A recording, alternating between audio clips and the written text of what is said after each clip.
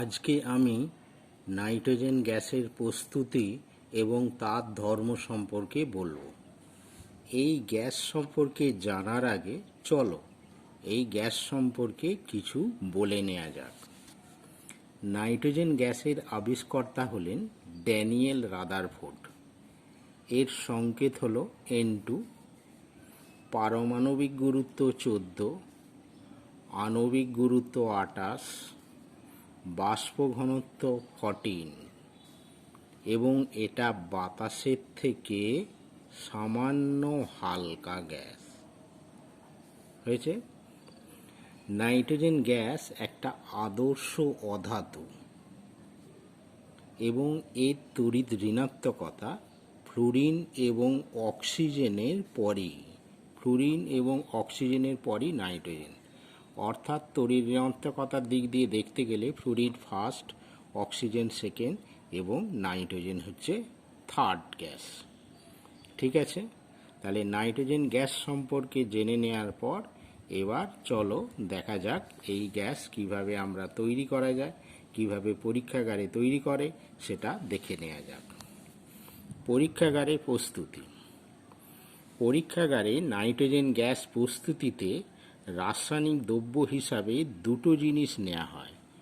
একটা হচ্ছে ammonium chloride নেওয়া হয়, আর একটা হচ্ছে সোডিয়াম নাইট্রাইট NaNO2। নামটা ভালো করে খেয়াল করবে, সোডিয়াম নাইট্রাইট, টয়ের ফলা আকার টয় হস্যই ট, নাইট্রাইট লাগে। তাহলে পরীক্ষাগারে রাসায়নিক নাইট্রোজেন গ্যাস প্রস্তুতিতে রাসায়নিক দ্রব্য হিসাবে অ্যামোনিয়াম ক্লোরাইড, সোডিয়াম নাইট্রাইট এই দুটো জিনিস লাগে। বিক্রিয়ার শর্ত কি না, অ্যামোনিয়াম ক্লোরাইড এবং সোডিয়াম নাইট্রাইটকে 1:1 অনুপাতে নেওয়া হয়, এটা 1 নম্বর শর্ত। 2 নম্বর, উষ্ণতা বা তাপ লাগে। কিছুটা তাপ দিলে অ্যামোনিয়াম ক্লোরাইড এবং সোডিয়াম নাইট্রাইটকে 1:1 অনুপাতে মিশিয়ে মিশ্রণটাকে উত্তপ্ত করলে তবেই কিন্তু নাইট্রোজেন গ্যাস পাওয়া যায়। তাহলে শর্ত হলো দুটি, 1:1 অনুপাতে নিতে হবে এবং তাপ দিতে হবে, তবেই কিন্তু নাইট্রোজেন তৈরি হবে। সমীকরণটি লক্ষ্য করো, ammonium chloride NH4Cl plus sodium nitrite NaNO2 দুজনে রাসায়নিক বিক্রিয়া করে প্রথমে তৈরি হবে NH4NO2। এর নামটা হচ্ছে অ্যামোনিয়াম নাইট্রাইট এবং সোডিয়াম ক্লোরাইড হবে। দ্বিতীয় ধাপে অ্যামোনিয়াম নাইট্রাইট ভেঙে যাবে, ভেঙে গিয়ে কি তৈরি করবে, নাইট্রোজেন এবং জল। অর্থাৎ অ্যামোনিয়াম নাইট্রাইট ডিকম্পোজ হয়ে, অধিক তাপে ডিকম্পোজ হয়ে বা বিয়োজিত হয়ে নাইট্রোজেন এবং জলে পরিণত হবে। এই হচ্ছে সমিত সমীকরণ। পদ্ধতি কি করে নাইট্রোজেন তৈরি করা হয়। একটা গোলতল ফ্লাক্স নেওয়া হয়, এটা হচ্ছে একটা গোলতল ফ্লাক্স। গোলতল ফ্লাক্সটাকে তার জালির ওপর বসানো হয়, দিয়ে ফ্লাক্সটাকে কি করা হয়, একটা ক্ল্যাম্পের সাহায্যে, এই যে একটা ক্ল্যাম্পের সাহায্যে আটকে দেওয়া হয়। গোলতল ফ্লাক্সের নিচে একটা বুনসেন বার্নারটাকে লাগিয়ে দেওয়া হয়। গোলতল ফ্লাক্সের মধ্যে অ্যামোনিয়াম ক্লোরাইড আর সোডিয়াম নাইট্রাইট NH4Cl আর NaNO2 এটা 1:1 অনুপাতে এর মধ্যে নিয়ে নেওয়া হয়। নিয়ে নেওয়ার পর কর্কের ছিপির মধ্যে দিয়ে একটি দীর্ঘনল ফানেল এর মধ্যেই লাগানো হয়। লক্ষ্য, দীর্ঘনল ফানেলটি এমনভাবে লাগাতে হবে ওর নিচু প্রান্তটা যেন ফ্লাক্সের তলদেশের খুব কাছাকাছি জায়গায় পৌঁছায়। আর একটা নির্গম নল এমনভাবে লাগাতে হবে যেন ফ্লাক্সের তলদেশ থেকে অনেকটা উপরে থাকে, অর্থাৎ ফ্লাক্সের মুখে থাকে। নির্গম নলের অন্য প্রান্তটি একটা জলপূর্ণ জারের মধ্যে রেখে দেওয়া হয় এবং একটা গ্যাস জারকে পুরো জল ভর্তি করে ওই নির্গম নলের মধ্যে উপর করে রাখা হয়। এই হচ্ছে সিস্টেম। এবার বুনসেন বার্নার দিয়ে উত্তপ্ত করলে ফ্লাক্সের মধ্যে যে অ্যামোনিয়াম ক্লোরাইড এবং সোডিয়াম নাইট্রাইট থাকে দুজনে মিলে রাসায়নিক বিক্রিয়া করে কি তৈরি করে, প্রথমে অ্যামোনিয়াম নাইট্রাইট তৈরি করে এবং সেটা ভেঙে গিয়ে নাইট্রোজেন গ্যাসে পরিণত হয়। নাইট্রোজেন গ্যাসটা এই নির্গম নল দিয়ে উঠতে শুরু করে, এটার মধ্যে দিয়ে যাবে, দিয়ে এখানে যে গ্যাস জার আছে বুদবুদ সহকারে কি হয়, নাইট্রোজেন গ্যাস উপরে উঠে এবং জলটা কি হয় নিচের দিকে আস্তে আস্তে নেমে যায়। তাহলে গ্যাস জারের উপর থেকে নাইট্রোজেন গ্যাস সংগৃহীত হয়। ঠিক আছে, তাহলে জলের নিম্ন অপসারণ দ্বারা নাইট্রোজেন গ্যাস সংগৃহীত হয়। এই হচ্ছে মোটামুটি পদ্ধতি, ভালো করে পড়বে। গ্যাসটির সংগ্রহ, কি করে গ্যাসটিকে সংগ্রহ করা হয়? মনে রাখবে নাইট্রোজেন গ্যাস জলে অদাব্য। নাইট্রোজেন গ্যাস জলে অদাব্য বলে কি হয় না, নির্গম নল থেকে নির্গত নাইট্রোজেন গ্যাসটিকে জলের নিম্ন অপসারণ দ্বারা সংগ্রহ করা হয়। তাহলে কি বললাম, জলের নিম্ন অপসারণ দ্বারা সংগ্রহ করা হয়, নিম্ন অপসারণ দ্বারা। কারণটা কি, জলটা আস্তে আস্তে নিচের দিকে নেমে যাবে, উপর থেকে নাইট্রোজেন গ্যাস সংগৃহীত হয়ে চলে আসবে। তাহলে নাইট্রোজেন গ্যাস জলে অদাব্য বলে নাইট্রোজেন গ্যাসকে কি করা হয়, জলের নিম্ন অপসারণ দ্বারা সংগ্রহ করা হয়। কিছু প্রশ্ন আছে, লক্ষ্য করো। পরীক্ষাগারে সরাসরি অ্যামোনিয়াম নাইট্রাইট থেকে নাইট্রোজেন তৈরি করা হয় না কেন? এটা খুব ইম্পর্টেন্ট প্রশ্ন, ভালো করে লক্ষ্য করবে। না, বাজার থেকে সরাসরি অ্যামোনিয়াম নাইট্রাইট কিনতে পাওয়া যায়। তোমরা লক্ষ্য করে থাকবে নাইট্রোজেন প্রস্তুতিতে দুটো জিনিস নেওয়া হয়, একটা হচ্ছে অ্যামোনিয়াম ক্লোরাইড আর একটা হচ্ছে কি সোডিয়াম নাইট্রাইট। দুটোকে মিশিয়ে রিয়াকশান করানো হয়। বিক্রিয়া করলে কি হয়, প্রথমে NH4NO2 তৈরি হয় আর NaCl পাওয়া গেল। তাহলে প্রথমে অ্যামোনিয়াম নাইট্রাইট তৈরি করে নেওয়া হয়। তাহলে বাজার থেকে এটা সরাসরি কিনতে পাওয়া যায়, তাহলে সরাসরি কেন এটা ব্যবহার করা হয় না? এর কারণ হিসাবে বলবে যে সরাসরি যদি অ্যামোনিয়াম নাইট্রাইট ব্যবহার করা হয়, এখান থেকে হিট করলেও নাইট্রোজেন গ্যাস তৈরি হবে N2+2H2, কিন্তু এই নাইট্রোজেন এত দ্রুত উৎপন্ন হবে যে যদি এটা ব্যবহার করো, নাইট্রোজেন গ্যাস এত তাড়াতাড়ি উৎপন্ন হবে যে ফ্লাক্স থেকে নাইট্রোজেন দ্রুত হারে নির্গম নল দিয়ে বেরোতে শুরু করবে। দ্রুত হারে গ্যাস যদি বেরোতে শুরু করে কি হয়, পাত্রের মধ্যে একটা আংশিক শূন্যতার সৃষ্টি হবে।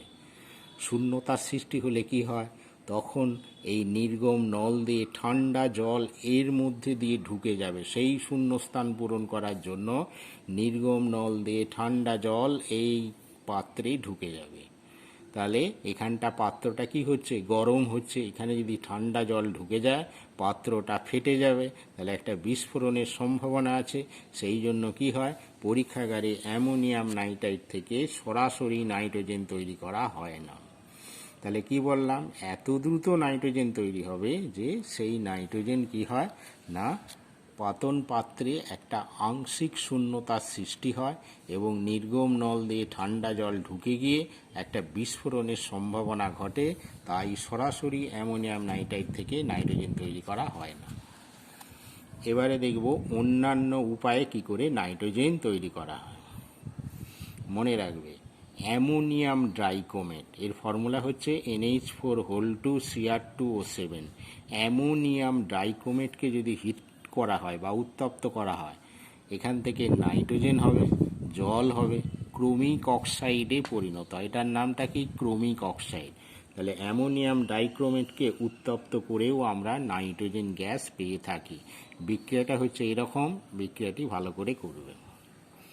এটা লক্ষ্য করো, সোডিয়াম অ্যাজাইড, NaN3-র নাম হচ্ছে সোডিয়াম অ্যাজাইড বলে।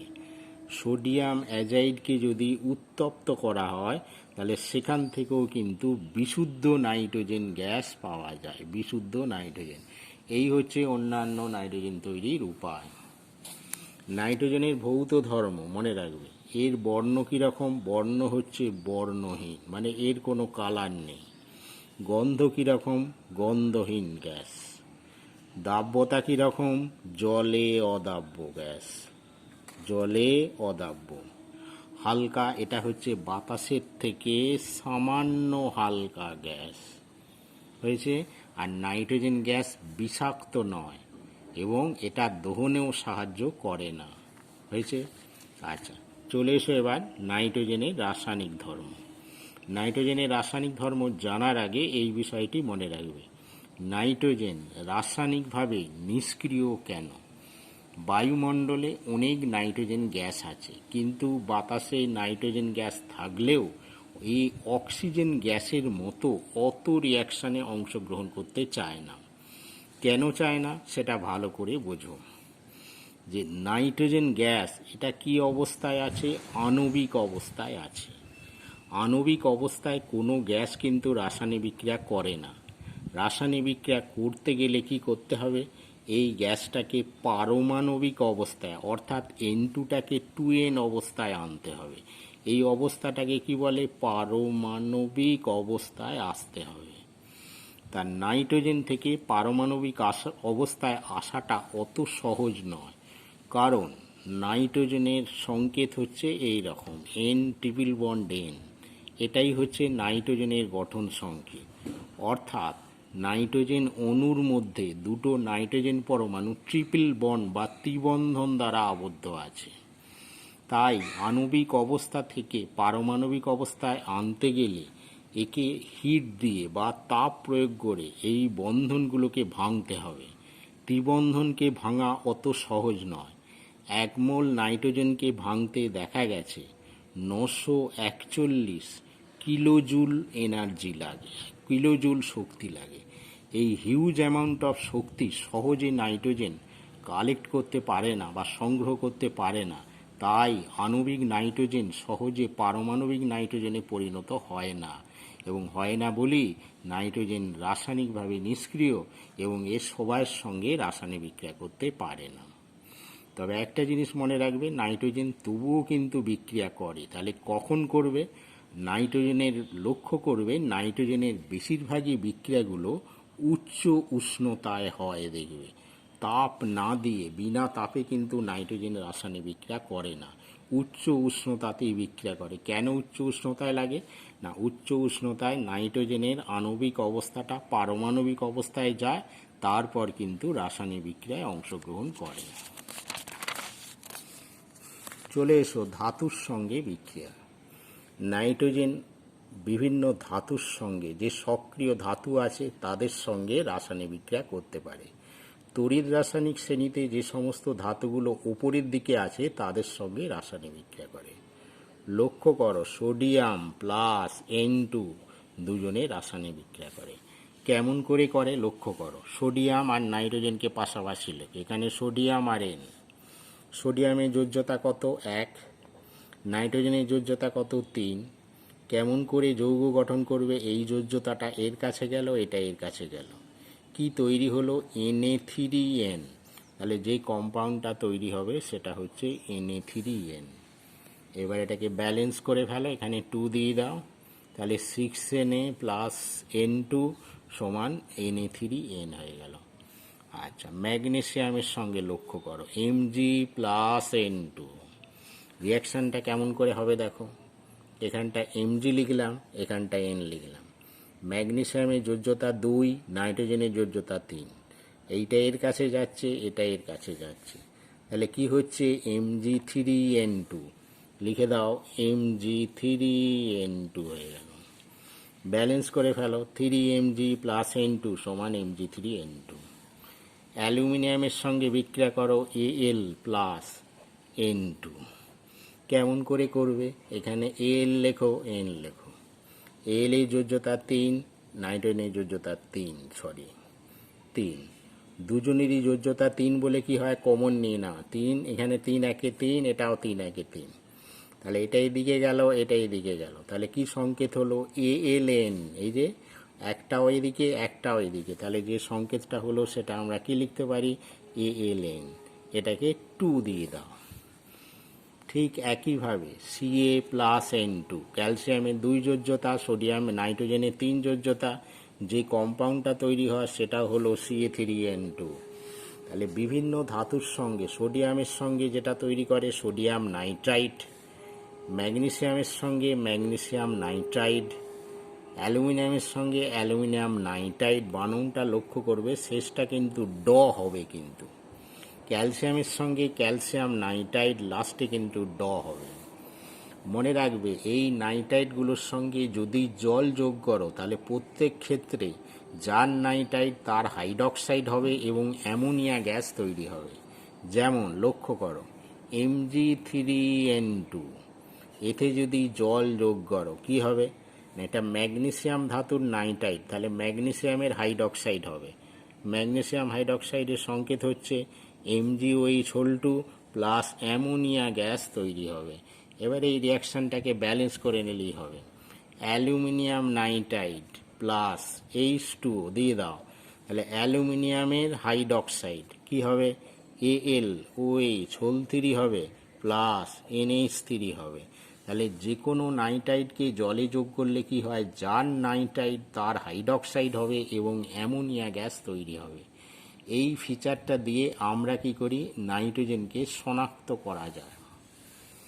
অধাতুর সঙ্গে বিক্রিয়া, নাইট্রোজেন পরমাণু উচ্চ উষ্ণতায়, বারবার বলেছি উচ্চ উষ্ণতায় অধাতুর সঙ্গে বিক্রিয়া করতে পারে। বাতাসে যে অক্সিজেন আছে তার সঙ্গে বিক্রিয়া করে। নাইট্রোজেন প্লাস O2 প্রায় 2000 থেকে 3000 ডিগ্রি সেন্টিগ্রেড উষ্ণতায় বায়ুমণ্ডলে যে নাইট্রোজেন আছে, নাইট্রোজেন এবং অক্সিজেন মিশে গিয়ে কি তৈরি করে, নাইট্রিক অক্সাইডে পরিণত হয়।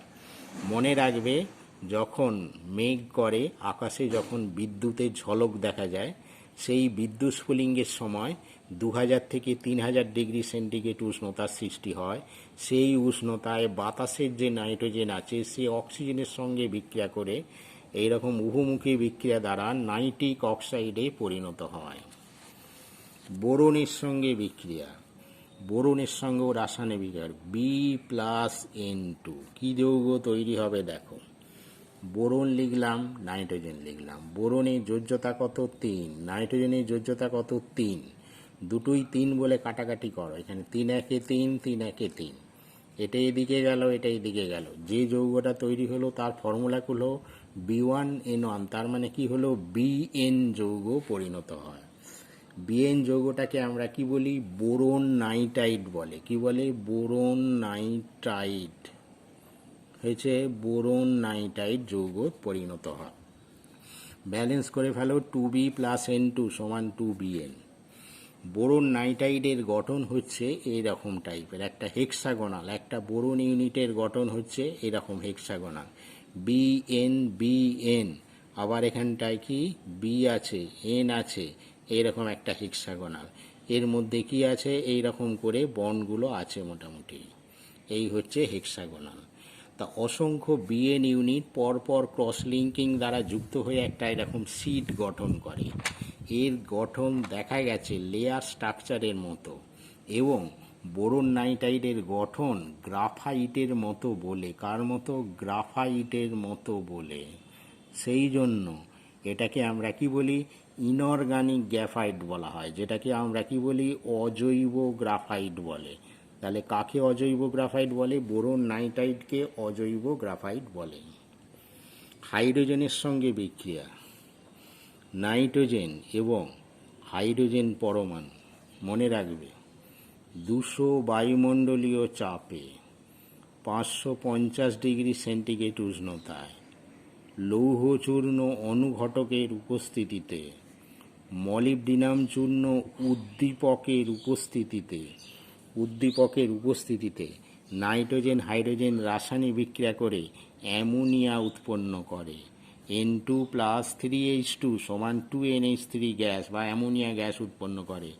এটা হলো মনে রাখবে হেবার পদ্ধতিতে অ্যামোনিয়া তৈরির উপায়। বিভিন্ন যৌগের সঙ্গেও নাইট্রোজেন রাসায়নিক বিক্রিয়া করতে পারে। অ্যালুমিনা ও কোক, অ্যালুমিনার ফর্মুলাটা কি Al2O3, কোকটা কি 3C, কার্বনকে কোক বলে।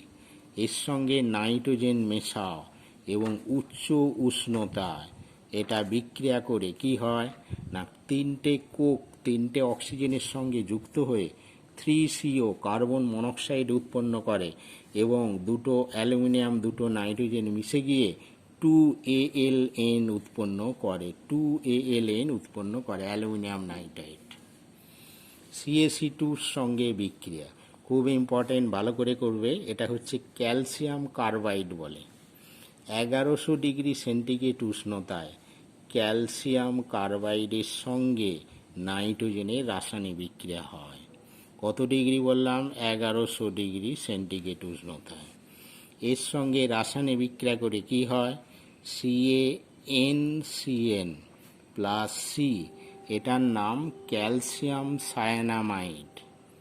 ক্যালসিয়াম সায়ানামাইড হয়। ঠিক আছে, তাহলে 1100 ডিগ্রি সেন্টিগ্রেড উষ্ণতায় ক্যালসিয়াম কার্বাইডের সঙ্গে নাইট্রোজেনের রাসায়নিক বিক্রিয়া ক্যালসিয়াম সায়ানামাইড এবং কার্বন উৎপন্ন হয়। ক্যালসিয়াম সায়ানামাইড এবং কার্বনের এই ধূসর মিশ্রণকে নাইট্রোলিম বলে। কি বলে? নাইট্রোলিম বলে। নাইট্রোলিম একটা খুব উল্লেখযোগ্য নাইট্রোজেন গঠিত সার। জমিতে যদি নাইট্রোলিম প্রয়োগ করো, নাইট্রোলিমের মধ্যে যে ক্যালসিয়াম সায়ানাইড আছে সে জলের সঙ্গে রাসায়নিক বিক্রিয়া করে অ্যামোনিয়া গ্যাস উৎপন্ন করে, CaNCN প্লাস H2O। তাহলে রাসায়নিক বিক্রিয়া করে কি হয়? CaCO3 হয় প্লাস অ্যামোনিয়া গ্যাস উৎপন্ন হয়। এই অ্যামোনিয়া গ্যাসটা জলের সঙ্গে মিশে গিয়ে উদ্ভিদের নাইট্রোজেন পরিমাণ বৃদ্ধিতে সাহায্য করে। তাই এটা কি বলছি না, নাইট্রোলিম একটা নাইট্রোজেন গঠিত সার। নাইট্রোজেনকে শনাক্ত করবে কি করে? শনাক্ত করা হয় এই রকম, যে নাইট্রোজেনকে প্রথমে একটা ধাতুর সঙ্গে বিক্রিয়া করানো হয়, বিক্রিয়া করে একটা অবশেষ পাওয়া যায়। এই হচ্ছে অবশেষ। সেই অবশেষের মধ্যে যদি আমি জল যোগ করি তাহলে কিন্তু একটা ঝাঁঝালো গন্ধযুক্ত গ্যাস, যেটা অ্যামোনিয়া গ্যাস উৎপন্ন হয়, এটা দেখে নাইট্রোজেনকে আমরা শনাক্ত করব। তাহলে কি বললাম? নাইট্রোজেনকে ধাতুর সঙ্গে বিক্রিয়া করে একটা অবশেষ পাওয়া যায়, ওই অবশেষে জল দাও, যদি অ্যামোনিয়া গ্যাস উৎপন্ন হয় তাহলে বুঝবো ওই গ্যাসটা হচ্ছে নাইট্রোজেন। এটা দিয়ে নাইট্রোজেনকে আমরা শনাক্ত করি। সক্রিয় নাইট্রোজেন কাকে বলে? মনে রাখবে 2N, এটা হচ্ছে সক্রিয় নাইট্রোজেন। নাইট্রোজেন পরমাণু যদি পারমাণবিক অবস্থায় থাকে তাহলে কিন্তু সেটা সক্রিয় হয়ে যায়। এখানে একটা অ্যারেঞ্জমেন্ট লক্ষ্য করো, এই চেম্বারের মধ্যে দিয়ে নাইট্রোজেন গ্যাস পাঠাও। ভাল্বটা যদি খোলা থাকে নাইট্রোজেন গ্যাস এর ভিতরে ঢুকে গেল নাইট্রোজেন গ্যাস। এখানে ভাল্বটা বন্ধ করে রাখো। দুপাশে কি করা হয়েছে? দুটো তড়িৎদ্বার দেয়া হয়েছে। ভেতরে চাপটা খুব কম করো, খুব কম চাপ, <1 মিলিমিটার চাপ। খুব কম চাপে নাইট্রোজেন গ্যাস রেখে দুটো তড়িৎদ্বারের মধ্যে উচ্চ বিভব সৃষ্টি করলে এর মধ্যে তড়িৎ স্ফুলিঙ্গ হয়।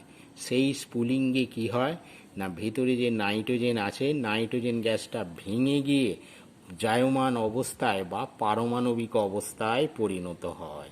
কিছুক্ষণ পর দেখবে এখান থেকে একটা আলোর বিকিরণ আসছে। এর থেকেই প্রমাণ হয় যে নাইট্রোজেন গ্যাসটা পারমাণবিক অবস্থায় পৌঁছে গেছে। এটাই হচ্ছে সক্রিয় নাইট্রোজেন বা জায়মান নাইট্রোজেন বা পারমাণবিক নাইট্রোজেন বলে। পারমাণবিক নাইট্রোজেনের সক্রিয়তা সাধারণ নাইট্রোজেনের থেকে বেশি। এটা হচ্ছে সাধারণ নাইট্রোজেন আর এটা হচ্ছে পারমাণবিক নাইট্রোজেন। মনে রাখবে এর সক্রিয়তা বেশি আর এর সক্রিয়তা কম আর এর সক্রিয়তা বেশি। কি করে প্রমাণ করবে? একটা বিক্রিয়া দিয়ে প্রমাণ করতে পারো। অ্যাসিটিলিন গ্যাসের মধ্যে দিয়ে যদি আণবিক নাইট্রোজেন পাঠাও তাহলে কিন্তু কোনো রিয়াকশান করে না, নো রিয়াকশান, কোনো বিক্রিয়া হয় না। কিন্তু অ্যাসিটিলিন গ্যাসের মধ্যে দিয়ে যদি জায়মান নাইট্রোজেন বা সক্রিয় নাইট্রোজেন পাঠাও তাহলে কিন্তু এইরকম একটা রিয়াকশান করে, CN2 সায়ানোজেন গ্যাস হয় এবং হাইড্রোজেন গ্যাসে পরিণত হয়। তাহলে এই রাসায়নিক বিক্রিয়া প্রমাণ করে যে জায়মান নাইট্রোজেন আণবিক নাইট্রোজেনের থেকে অধিক সক্রিয়। নাইট্রোজেনের ব্যবহার কি? নাইট্রোজেনকে দুটো ক্ষেত্রে ব্যবহার করা হয়। পরীক্ষাগারে নিষ্ক্রিয় আবহাওয়া, যেটাকে বলে ইনার্ট অ্যাটমসফিয়ার, সৃষ্টি করতে নাইট্রোজেন গ্যাসকে প্রচুর পরিমাণে ব্যবহার করা হয়। মানে কোনো বিক্রিয়া যদি নিষ্ক্রিয় আবহাওয়ায় বা ইনার্ট এনভায়রনমেন্টে করতে হয় তাহলে কিন্তু নাইট্রোজেন গ্যাসকে প্রচুর পরিমাণে ব্যবহার করা হয়। 2 নম্বর, নাইট্রোজেন গ্যাস শীতলীকরণের কাজে ব্যবহার করা হয়। ঠিক আছে। নাইট্রোজেন গ্যাসকে লিকুইড করলে মোটামুটি তার উষ্ণতা হয় কত না -200°C। এটা দিয়ে আমরা কোনো গ্যাসকে শীতল করতে বা ঠান্ডা করতে ব্যবহার করি। তোমরা বিষয়টা ভালো করে দেখবে, বারবার পড়বে, তাহলেই শিখতে পারবে। আজকে এখানেই শেষ করলাম।